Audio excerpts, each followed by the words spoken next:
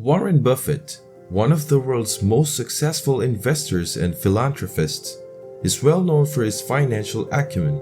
The difference between being rich and being wealthy is that you may be rich without having riches.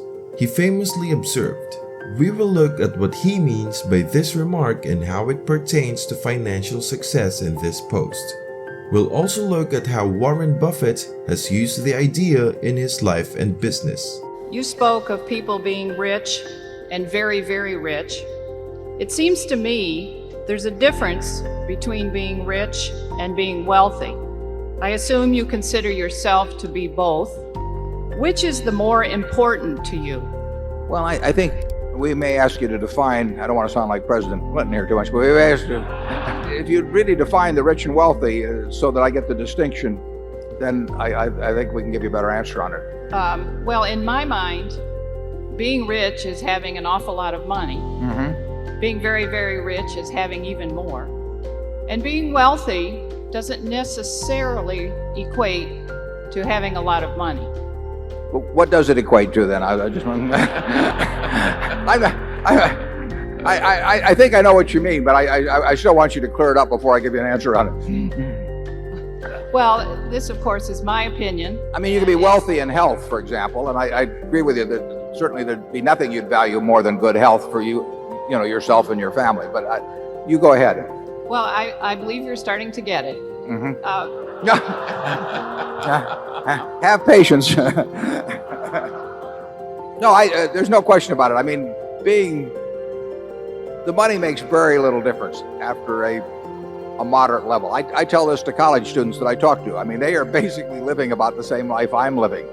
You know, we eat the same foods. I mean, that I can guarantee you. And you know, there's no important difference in our dress. There's no important difference at all in the car we drive. There's no difference in the television set that we sit there and, you know, watch the Super Bowl on or anything of the sort. There's really no difference in, you know, they've got air conditioning in summer and I got air conditioning. They got heat in winter, and almost everything. So any importance in daily life, we equate on it. The one thing I do is I travel a lot better than they do. You know, net jets. So the travel I do a lot easier than they do. Everything else in their lives, it just, you know, I'll switch places anytime. It doesn't make any difference.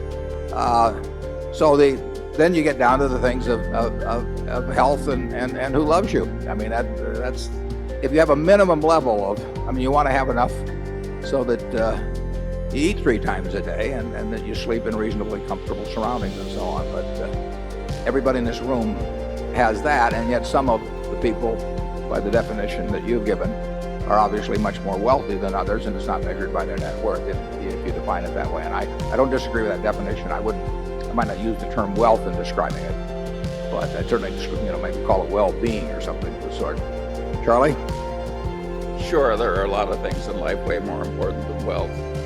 All that said, some people do get confused. I play golf with a man, he says, "What good is health? You can't buy money with it." Did I ever tell you about Charlie's twin brother that he golfs a lot with? No, I'll take health anytime, incidentally. Yeah. So will I.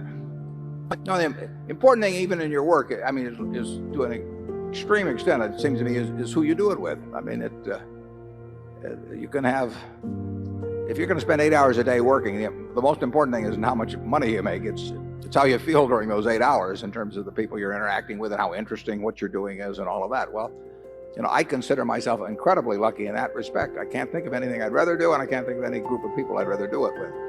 And if you asked me to trade away a very significant percentage of my net worth, either for some extra years or being able to do during those years what I want to do, you know, I'd do it in a second. The famous basketball player Shaq O'Neal, in his speech about the difference between being rich and wealthy, explains that wealthy is when a person's wealth and assets can be passed down to their children and their children's children. To become wealthy, saving is key. Instead of saving only 30% of income, it is suggested to save 75%. Investing in things that are going to change people's lives is also recommended. Ultimately, it is important to be able to adjust to different situations and make the best out of them. But then when I started investing in stuff that's going to change people's lives, because I heard Jeff Bezos say that. He invests in things that's going to change people's lives. That's why he created Amazon. Yeah. But again, like whenever I do business, it's not about the money. He said he makes his investment based on if it's going to change people's lives. And once I started doing that strategy, I think I probably quadrupled what I'm worth now. So then I was like, a lot of kids from my hood need these shoes. They need them. I'm gonna put $1 million in, and get rid of the 10 million Reebok was paying. I'm gonna take $1 million off the 10 that I got last year, put it to the shoe company, let's try it. And it works. Right. So when you invest in stuff that people believe in, most of the time it'll come, but the youth should know that. It ain't about how much you make, it's about how much you keep. Right. Guess what? It could be a day. I hope it's not a day. I hope you shine. I hope you get your bag forever. But it could be a day where the bag stops. Absolutely. And then when I talk to people, I always speak to them from an athletic terms. What makes athletes great is because we can adjust. Absolutely. If Neon Dion running this way and the defense coming at, he can adjust. All right. So if your bag gets messed up, adjust. Go get a new bag. Absolutely. But if you save from the old bag, your adjustment, your adjustment time gonna be much, much a lot easier. A lot easier. You need to focus on building and maintaining long-term wealth rather than short-term gains. It is important to invest wisely and create multiple streams of income. Additionally, you must be mindful of your spending and make sure that it is aligned with your goals. Lastly, it is important to be generous and give back to the community. Doing these things will help you build a lasting legacy that can be passed down to future generations.